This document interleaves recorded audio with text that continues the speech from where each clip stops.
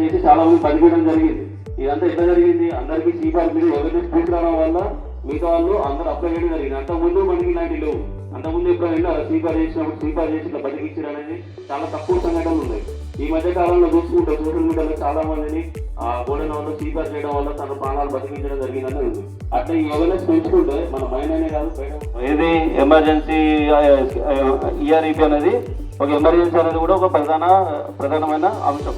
దాని గురించి డిస్కస్ చేయడానికి ఈ ఎమర్జెన్సీ అనేది 3 చాలా ఉంటాయి. దాంట్లో ఈ ఫస్ట్ ఎయిడ్ అనేది ఒక అంశం. ఓకేనా? ఎమర్జెన్సీ అనేది ఇన్హండేషన్లో కానీ చట్టమాట కానీ జరిగినప్పుడు ఏదైనా ప్రమాదం జరుగుతూ ఉంటుంది.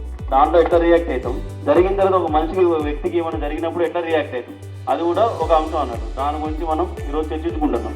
దాంట్లో భాగంగా ఏంటంటే సిపిఆర్ గురించి చెప్తారు. సిపిఆర్ కాకుండా మిగతా అంశాల గురించి కూడా, అంటే ఒకసారి ఇప్పుడు ఛాతీ నొప్పి వచ్చినప్పుడు ఎలా రియాక్ట్ అవుతాం, ఫ్రాక్చర్ అయినప్పుడు ఎలా రియాక్ట్ కావాలి, తర్వాత ఎలక్ట్రిక్ షాక్ వస్తే మనం ఎలా రియాక్ట్ కావాలి అనే విషయాల గురించి క్లుప్తంగా చెప్తారు. వాళ్ళ గురించి మనం చెప్పడానికి మైండ్ రెస్క్యూ స్టేషన్ నుండి వాళ్ళిద్దరు పరిచయం చేసుకున్నారు.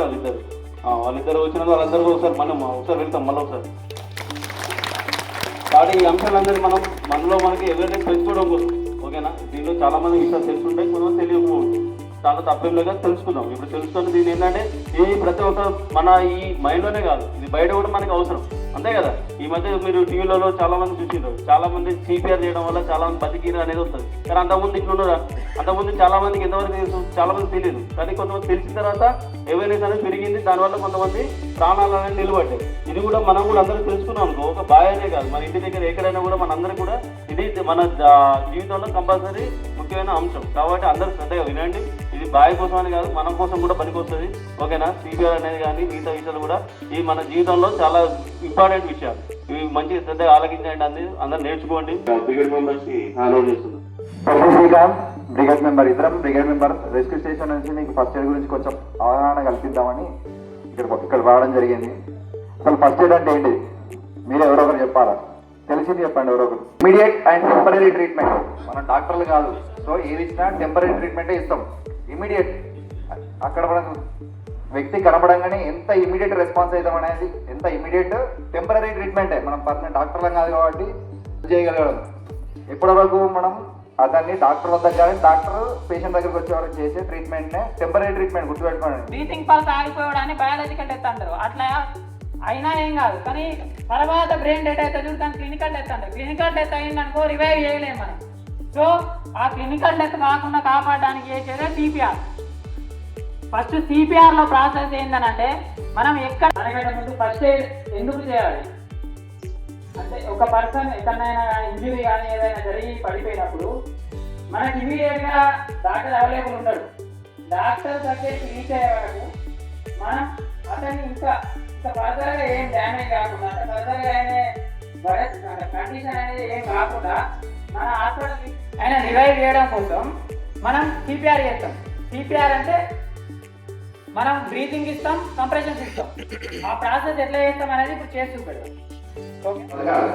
తర్వాత నెక్స్ట్ ప్రాసెస్ ఏంటంటే బ్లీడింగ్ ఆడితే బ్లీడింగ్ ఆడి చేస్తాం. దాని తర్వాత ఫార్వర్డ్ ఫ్రాక్చర్స్ ఏమంటే అది చూసుకుంటాం. తర్వాత చిన్న చిన్న మైనర్ ఏమంటే అది చూసుకున్నాం. సీక్వెన్స్ ఫస్ట్ బతకడం కోసం సిపిఆర్, బతికిన తర్వాత ఇంకొంచెం సివిఆర్, నెక్స్ట్ సివిఆర్ ఏంటంటే బ్లీడింగ్ అవ్వాలి. బ్లీడింగ్ లేకపోతే షాక్లో పోతుంది, షాక్లో పోయినా మళ్ళీ కన్ఫ్రంటెడ్. నెక్స్ట్ ఏంటంటే ఫ్రాక్చర్స్ కూడా థర్డ్ సీక్వెన్స్ అన్నట్టు. ఇట్లా సీక్వెన్స్ ఉంటుంది. సో ఇప్పుడు సిపిఆర్ గురించి చూద్దాం. ఎట్లా మన 2 చెవులలో గట్టిగా హలో హలో అని పిలుస్తున్నాడు. 2 చెవులు ఎందుకు? ఒక చెవి వినబడవచ్చు, 2 చెవులు వినబడకపోవచ్చు. సో 2 చెవుల్లో హలో హలో అని గట్టిగా పిలిస్తే మెలుకునే ఛాన్స్ ఉండొచ్చు అని రెస్పాన్స్ చేస్తున్నాడు. అలా రెస్పాన్స్ కాలేదు. ఇది షేకర్ షోట్ మెథడ్ అంటారు. అంటే అతని భుజాన్ని గట్టిగా నొక్కుతూ ఆయన 2 చెవుల్లో అరుస్తున్నాడు, హలో లేవండి లేవండి అని అరుస్తున్నాడు. సో ఆయన ఏం రెస్పాన్స్ అవ్వట్లేదు. సో ఆయన ఇప్పుడు మా కొలిగ్ ఏం నిర్ధారణ చేస్తున్నాడు? అతనికి వర్బల్ గా కానీ షేకర్ షోట్ కానీ రెస్పాన్స్ లేదు. ఇప్పుడు పెయిన్ఫుల్ మెథడ్ గా, అంటే మనం కొన్నిసార్లు అతను నిలబడకపోయినా గట్టిగా పెయిన్ గా ఏమైనా సిమ్లెస్ మెథడ్ కానీ గట్టిగా గిస్తే నొప్పి వచ్చి ఇట్లా ముఖ కవలికలు వచ్చే అవకాశం ఉంది. సో దానికోసం పెయిన్ఫుల్ మెథడ్లో ఈ ఛాతి మీద నకుల్స్తో నొక్కుతున్నాడు. ఇక్కడ చాలా పెయిన్ వస్తుంది ఈ నకుల్స్తో ఛాతి మీద నొక్కినప్పుడు. సో అట్లా రెస్పాన్స్ ఏం లేదు. నెక్స్ట్ ఈ చెవు ఎక్స్ప్రెసివ్ పెంచుతున్నాడు. అంటే ఇది చాలా సెన్సిటివ్ కాబట్టి ఇక్కడ కానీ ఏమైనా పెయిన్ వస్తున్నా కానీ ముఖ కవలికలు ఉంటాయి. సో ఈ 2 ఆప్షన్స్ ఉన్నాయి ఆయనకి.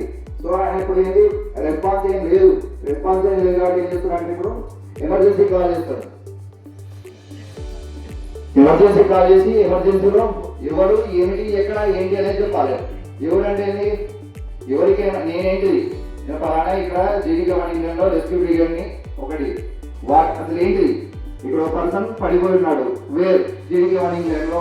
సో ఎమర్జెన్సీ రెస్పాన్స్ ఇస్తామని తొందరగా తీసుకురండి అని కాల్ కూడా వెళ్తుంటుంది.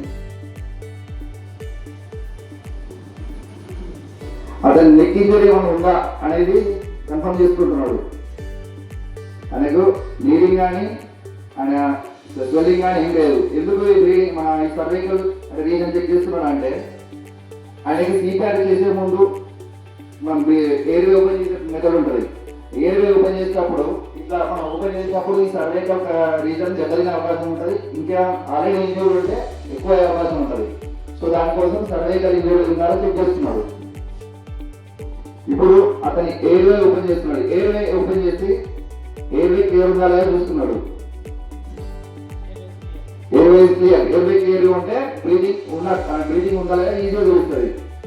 బ్రీతింగ్ చెక్ చేస్తున్నాడు. ఎట్లా లిసన్ ఫీల్ ఏం చూస్తున్నాడు, చెస్ట్ కంప్రెషన్ చెస్ట్ పైకి కిందికి ఉంటుందా లేదా చూస్తున్నాడు.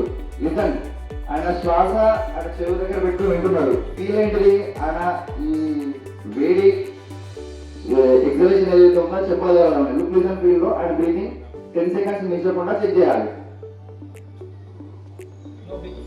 బ్రీతింగ్ లేదు ఇప్పుడు అతనికి.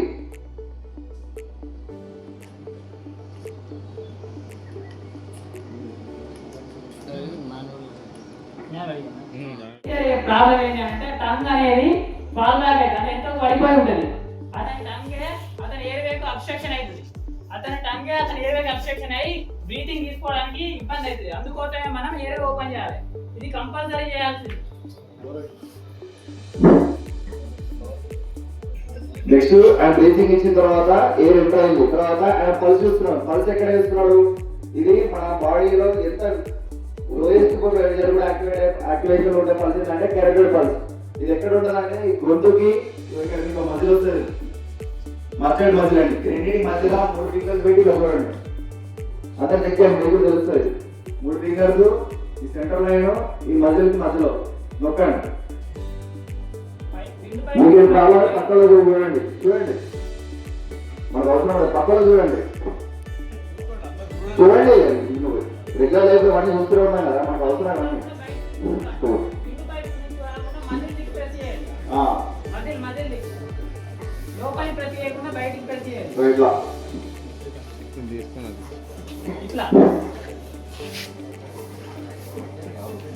సో చూడండి కరెక్ట్ గా ఇది గాలి కొట్టడం. ఇది మధ్యలో ఇక్కడ ఈ 3 ఫింగర్స్ ఇలా లోపల ప్రెస్ చేయండి. మధ్య తిప్పు వస్తుంది మీకు. ఓకే పల్స్ కూడా ఆప్షన్ ఉంది. అంటే ఇప్పుడు ఏం నిర్ధారణ చేసుకున్నాం, ఆయనకి బ్రీతింగ్ లేదు, పల్స్ లేదు. అంటే ఏంటి నెక్స్ట్ మనం చేయాల్సింది సిపిఆర్ చేయాలి. అంటే ఇస్తున్న కార్డియాక్ కంప్రెషన్. సిపిఆర్ చేయాలంటే ఫస్ట్ మనం హార్ట్ ఎక్కడ ఉందో లొకేట్ చేయాలి. మన హార్ట్ ను ప్రెస్ చేయాలంటే హార్ట్ ఎక్కడ ఉందో లొకేట్ చేయాలి. హార్ట్ ఎక్కడ ఉందో లొకేట్ చేయాలి. హార్ట్ లొకేట్ చేయడానికి 3 మెథడ్స్ ఉన్నాయి. దాంట్లో ఒకటి వీనాస్ మెథడ్. వీనాస్ అంటే మనకి రిప్స్ ఉన్నాయా, ఈ రిప్స్ ఎడ్జ్ పట్టుకొని వస్తే ఇక్కడ ఒక పాయింట్ జాయింట్ అవుతుందా, ఈ జాయింట్ అయిన ప్లేస్ నుంచి కరెక్ట్ 2 ఫింగర్స్ పెట్టుకొని ఈ వచ్చిన పాయింట్ లొకేట్ చేయాలి. ఇలా అక్కడ నుంచి 2 ఇంచెస్ పైన కొంచెం లెఫ్ట్ సైడ్ లో హార్ట్ లొకేట్ అయింది. ఒక మెథడ్ ఇది హార్ట్ లొకేట్ చేసే పద్ధతి. రెండో మెథడ్ నిప్పుల్ లైన్. 2 నిప్పుల్స్ ఉన్నాయి కదా, ఈ 2 నిప్పుల్స్ సెంటర్ పాయింట్. ఇంకొక మెథడ్ ఆర్మ్ పిట్. ఈ పాయింట్ ఉన్నాయి కదా ఇక్కడ నుంచి సెంటర్ పాయింట్. ఈ 3 మెథడ్ల ద్వారా హార్ట్ లొకేట్ చేయొచ్చు. మనం వీనస్ మెథడ్ ద్వారా హార్ట్ లొకేట్ చేసి ఇప్పుడు మనకి కంప్రెషన్ లేదు, ఆయన హార్ట్ పనిచేస్తలేదు కదా, ఆ హార్ట్ రివైవ్ చేయడం కోసం మనం కంప్రెషన్ చేయాలి. కంప్రెషన్ చేయాలంటే హార్ట్ ఎక్కడ ఉందో లొకేట్ చేస్తాం. ఆ హార్ట్ మనం ప్రెస్ చేయాలి. అది పనిచేస్తలేదు కాబట్టి మనం మాన్యువల్ గా మనం ప్రెస్ చేస్తాము. హార్ట్ పంపింగ్ జరగట్లేదు కాబట్టి మనం ఎక్స్టర్నల్ గా ఈ చెస్ట్ తో మనం హ్యాండ్స్ తో కంప్రెషన్ ఇస్తున్నాం. ఎక్స్టర్నల్ గా మనం ఇయడం అనేది సిపిఆర్. ఫస్ట్ ఏం చేయాలంటే నియర్ యాజ్ పాసిబుల్ పేషెంట్ కి ఎంత దగ్గర ఉంటే అంత దగ్గర కూర్చోవాలి. వీలైనంత కూర్చున్నాక లొకేట్ చేసి చేసినాం కదా, మన పవర్ హ్యాండ్ ఏదైతే అది కింద పెట్టుకొని దాని మీద ఇంకో హ్యాండ్ పెట్టి రెండింటిని ఇంటర్లాక్ చేయాలి. ఇంటర్లాక్ చేసినాక టోటల్ క్యాజువాలిటీ వైపు లీన్ కావాలి. అంటే మొత్తం క్యాజువాలిటీ మీద లీన్ అయ్యి ఈ హ్యాండ్స్ అనేది స్టిఫ్ చేయాలి. అంటే ఇట్లా ఇట్లా కావద్దు మనం చేసేటప్పుడు. హ్యాండ్ స్టిఫ్ అయ్యి టోటల్ బాడీ ఉంటుంది కదా, బాడీ వెయిట్ తోనే కంప్రెషన్స్ కావాలి. 1 2 3 4 5 6 30 కంప్రెషన్స్ చేయాలి. ఈ హ్యాండ్ మీద స్టేబుల్ ఉండాలి. అది స్టెప్ 2 to 2.5 ఇంచెస్ పోవాలి. మన బాడీ వెయిట్ మొత్తం పడితే 2 to 2.5 ఇంచెస్ స్టెప్ అవుతుంది. 30 వెంటనే 30 కంప్రెషన్స్ అవుతోనే వెంటనే మళ్ళీ 2 బ్రీతింగ్ ఇవ్వాలి. మనం బ్రీత్ ఇచ్చేటప్పుడు కూడా ఆ చెస్ట్ పైకి కిందికి లేస్తున్నా చూసుకోవాలి. ఎందుకంటే మళ్ళీ మన ఇది కూడా దమనే ఛాన్స్ ఉంది. 7 8 9 10 11 12 13 14 15 16 17 18 19 20 21 22 23 చెస్ట్ కంప్రెషన్ ఇచ్చినప్పుడు కూడా ఫేస్ ని చూస్తున్నాను. ఎందుకు any time patient casualty respond అవ్వచ్చు. అందుకే పేషెంట్ ఫేషియల్ అబ్జర్వేషన్ చూసుకుంటూ కంప్రెషన్ చేయడం, బ్రీతింగ్ చేయడం ఉంటుంది. ఇట్లా 5 సైకిల్స్ చేయాలి. 5 టైమ్స్ కంప్రెషన్స్ ఇచ్చి 2 టైమ్స్ బ్రీతింగ్ చేయాలి. అంటే సైకిల్ మెథడ్. ఇట్లా 5 సైకిల్స్ చేస్తే 1 సెట్ అంటారు. ఈ 1 సెట్ కంప్లీట్ అయినాక మళ్ళీ ఒకసారి పల్స్ చెక్ చేసుకోవాలి. ఇప్పుడు 5 సైకిల్స్ అయిపోయినాయి. 5 టైమ్స్ నేను కంప్రెషన్స్ ఇచ్చాను. ఇప్పుడు పల్స్ చెక్ చేస్తున్నాను. ఈ 30 కంప్రెషన్స్ 2 బ్రీత్స్ అనేది ఒక సైకిల్. అట్లా 5 సైకిల్ అయితే ఒక సెట్. ఆ సెట్ తర్వాత పల్స్ చెక్ చేస్తాడు. పల్స్ ఇప్పుడు రీస్టోర్ అయింది. రీస్టోర్ అయింది అనుకో, నెక్స్ట్ బ్రీతింగ్ చెక్ చేయాలి. పల్స్ రిస్టోర్ అయితే సేమ్ బ్లూ ప్రెజెంటేషన్ లో ఆయన చెస్ట్ చూస్తూ ఎయిర్ ఫీల్ అవుతూ ఎయిర్ సౌండ్ వింటూ ఆయన పల్స్ బ్రీతింగ్ చూస్తున్నాడు. ఒకవేళ బ్రీతింగ్ అనేది రీస్టోర్ కాలేదనుకో 12 బ్రీత్స్ పర్ మినిట్ అంటే నిమిషానికి 12 బ్రీత్స్ ఇచ్చేలాగా మనం కంటిన్యూగా బ్రీతింగ్ ఇచ్చుకుంటూ ఉండాలి. ఎందుకంటే ఆల్రెడీ హార్ట్ పనిచేస్తుంది, హార్ట్ రీస్టోర్ అయింది కాబట్టి ఓన్లీ బ్రీతింగ్ ఇచ్చుకుంటూ ఉండాలి. ఒకవేళ రీస్టోర్ కాలేదు 5 సైకిల్స్ అయిపోయినాక మనం ఏం చేయాలి? కంటిన్యూగా కంప్రెషన్స్ ఇస్తూనే ఉండాలి. కంప్రెషన్స్ బ్రీతింగ్ ఎప్పటి వరకు? రీస్టోర్ అయ్యేంత వరకు, లేకపోతే డాక్టర్ వచ్చేంత వరకు కంటిన్యూ ఇస్తూనే ఉండాలి. మనం ఒకవేళ మన స్ట్రెయిన్ అయితే ఈ పొజిషన్ ఇంటర్చేంజ్ చేసుకోవాలి. ఎవరు బ్రీతింగ్ ఇస్తారో వాళ్ళు కంప్రెషన్కి రావాలి, ఎవరు కంప్రెషన్స్ ఇస్తారో వాళ్ళు బ్రీతింగ్ పోవాలి. ఒకవేళ ఎవరు లేదు ఒకరమే ఉన్నాం అనుకో బ్రీతింగ్ కంప్రెషన్స్ ఇచ్చుకుంటుండాలి. మనతోటి అయితే లేదంటే ఓన్లీ కంప్రెషన్స్ అయినా ఇచ్చుకుంటుండాలి కంటిన్యూగా డాక్టర్ వచ్చేవాడు. మనం కూడా స్ట్రెయిన్ అవ్వద్దు, మనం కూడా ఇంకో పేషెంట్ అవ్వదు. అది గుర్తుపెట్టుకోండి. మనం ఇస్తూ ఉంటుంది, మన లిమిట్ మనకు ఉంటుంది. అది బట్టి గుర్తుపెట్టుకోవాలి. ఒకవేళ రీస్టోర్ అయిపోయినాయి, పల్స్ బ్రీతింగ్ రీస్టోర్ అయింది, ఇప్పుడు ఇంకా ఫర్దర్ ఏమైనా ఇంజరీస్ ఉన్నాయా, ఎక్కడైనా బ్లీడింగ్ ఉందా, మనం సీక్వెన్స్ వైజ్ చెక్ చేసుకోవాలి. ముందే చెప్పినట్టు నెక్స్ట్ బ్లీడింగ్ కానీ ఫ్రాక్చర్స్ ఉన్నాయా చెక్ చేస్తారు. ఇప్పుడు వెరీ హెడ్ నుంచి టో దాకా ఫస్ట్ ఏమేమి ఫస్ట్ పర్సన్ని ఎలా చేసుకోవాలి, బతికించుకోవాలి. హెడ్ దగ్గర ఏమైనా ప్రాబ్లమ్స్ ఉన్నాయా చెక్ చేస్తున్నాడు. ఆయన చేతులతో కడిగినందుకు స్వెల్లింగ్ ఏమైనా జరిగిందా చూడడానికి. చేతులతో చూసేది ఆయన చేతికి ఏమైనా బ్లడ్ అంటుకుంటే ఆ బ్లడ్ చేతికి కనబడుతుంది. కళ్ళలో కానీ, మౌత్లో కానీ, నెక్ రీజన్ కానీ, క్లావికల్స్ ఈ బొక్కలు కానీ, చెస్ట్ ఊపిరితిత్తులు కానీ, ఈ అబ్డామిన్ ఇంటర్నల్ బ్లీడింగ్ ఏమైనా ఉంటే అబ్డామిన్ అనేది ఈ కడుపు పొట్టలో ఏదైతుందో గట్టిగా అయిపోతుంది, రిజిడ్ అయిపోతుంది. ఆ చేతులు ఫ్రాక్చర్స్ ఉంటే స్వెల్లింగ్ ఉంటుంది. సో దానికోసం చేతికైనా బ్లీడింగ్ ఉంటే చేయి అనుకుంటుంది. సో దానికోసం ఈ సెకండరీ అసెస్మెంట్.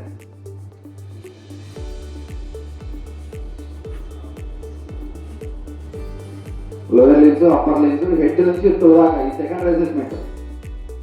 ప్రైమరీ మాత్రం అతన్ని బతికించుకోవడం, అన్కాన్షియస్ ఉండడం ఏదైనా మనకు తెలియదు. ఇప్పుడు మా డిఎం కొలికి పోయి దాన్ని రెస్పాన్స్ చూస్తాడు. వెళ్ళే ముందు ఫస్ట్ డేంజర్ చెక్ చేసుకుంటున్నాడు. ఈ డేంజర్ అనేది చేసే వాళ్ళకి అసలు ఫస్ట్ ఉండొద్దు. అంటే నాకు అతనికి హెల్ప్ చేయడానికి పోయి నాకు డేంజర్ ఉండదు ఫస్ట్. ఇప్పుడు అతను ఏం చేస్తున్నాడంటే మా కొలిక్ అతని డేంజర్ అని చూస్తున్నాడు. తర్వాత చుట్టుపక్కల వాళ్ళకి ఎవరికి డేంజర్ అని చూస్తున్నాడు. తర్వాత పేషెంట్కి ఏమైనా డేంజర్ ఉందో చూసుకొని ఇప్పుడు రెస్పాన్స్ చూస్తున్నాడు. బతకాలి. తర్వాత నెక్స్ట్ ప్రాసెస్ ఏంటంటే బ్లీడింగ్ ఆగినట్టే బ్లీడింగ్ అరెస్ట్ చేస్తాం. దాని తర్వాత ఫార్వర్డ్ ఫ్రాక్చర్స్ ఏమంటే అవి చూసుకుంటాం. తర్వాత చిన్న చిన్న మైనర్ ఏమంటే అది చూస్తున్నాం. ఈ సీక్వెన్స్ ఫస్ట్ బతకడం కోసం సిపిఆర్, బతికిన తర్వాత ఇంకొంచెం సిపిఆర్ నెక్స్ట్ సివియారిటీ ఏంటంటే బ్లీడింగ్ అవ్వదు, బ్లీడింగ్ లేకపోతే షాక్లో పోతారు, షాక్లో పోయినా మళ్ళీ అన్కాన్షియస్.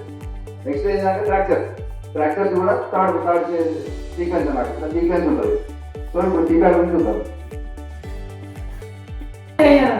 మనం ఏం చేయాలి? ఫస్ట్ డేంజర్ చెక్ చేయాలి. అంటే ఆయన ఎలక్ట్రికల్ షాక్ తో పడిపోయింది కాబట్టి ఆయనకి ఎలక్ట్రికల్ సోర్స్ కేబులా ఇంకేదైనా అటాచ్ ఉందా, పవర్ సప్లై ఇంకా కంటిన్యూ ఉందా చెక్ చేసుకున్నాకనే అప్రోచ్ కావాలి. మన సిపిఆర్ చేయాలని పడిపోయినట్టు అక్కడ పోయి నువ్వు ముట్టుకున్నావు అనుకో, నువ్వు కూడా నీకు కూడా సిపిఆర్ చేయాల్సి వస్తుంది ఇంకోటి. సో మనం ఫస్ట్ డేంజర్ చూసుకోవాలి. ఒకవేళ ఏదైనా పవర్ సప్లై ఉందనుకో, పవర్ సప్లై ఆఫ్ చేసినాకనే మనం పర్సన్ దగ్గరికి పోయి అప్రోచ్ అయ్యి అప్పుడు మనం చెప్పిన ఇంతకుముందు చెప్పిన సీక్వెన్స్ ప్రకారం ఫస్ట్ వెర్బల్ కమాండ్ తోటి ఎట్లా చూస్తాం, లేకపోతే పెయిన్ఫుల్ చెక్ చేస్తాం, అప్పుడు బ్రీతింగ్ చెక్ చేస్తాం, నెక్స్ట్ కంప్రెషన్స్ పల్స్ చెక్ చేసి కంప్రెషన్స్ ఇస్తాం. ఈ సీక్వెన్స్ అనేది నెక్స్ట్ చేయాలి. ఫస్ట్ మనం ఎక్కడికి పోయినా ఫస్ట్ ఏం చేయాలి? మనం డేంజర్ చెక్ చేసుకోవాలి. మనం డేంజర్ చెక్ చేసుకోకపోతే మనం డేంజర్లో పోవాల్సి వస్తుంది.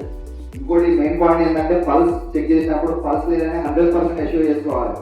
ఆయన పల్స్ ఉండి పల్స్ ఉన్నప్పటికీ నువ్వు కాంప్రెషన్స్ ఇస్తే ఆయనకు గ్యాస్ ఇన్ఫెక్షన్ అంటే మీకు ఆయనకి మనకు సిస్టోలిక్ వచ్చినప్పుడు మీరు డయాస్టోలిక్ అంటే ఆయన బయట జస్ట్ గుండె బయటకు కొట్టుకున్నప్పుడు మీరు లోపలికి ఇస్తే అది డ్యామేజ్ అయ్యే ఛాన్స్ ఎక్కువ ఉంటుంది. ఏం చేయాలి, ఎట్లా చేయాలని చూద్దాం.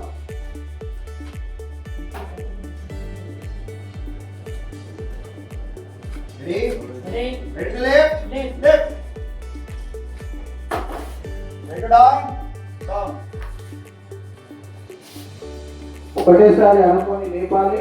ఏమైనా ఫ్రాక్చర్స్ ఉన్నా కానీ అది ఇంకా ఎక్కువ కాకుండా చూసుకోవాలి, నోట్ చేసుకోవాలి.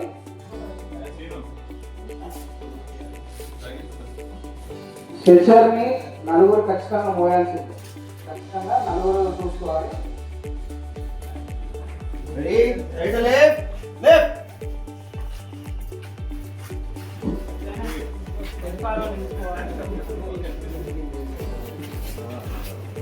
ఎప్పుడైనా మనం స్ట్రెచర్ లోడింగ్ చేసిన తర్వాత హెడ్ ఫార్వర్డ్ ఉండాలి, తల పైకి మన మూమెంట్ తగ్గట్టుగా ఉండాలి.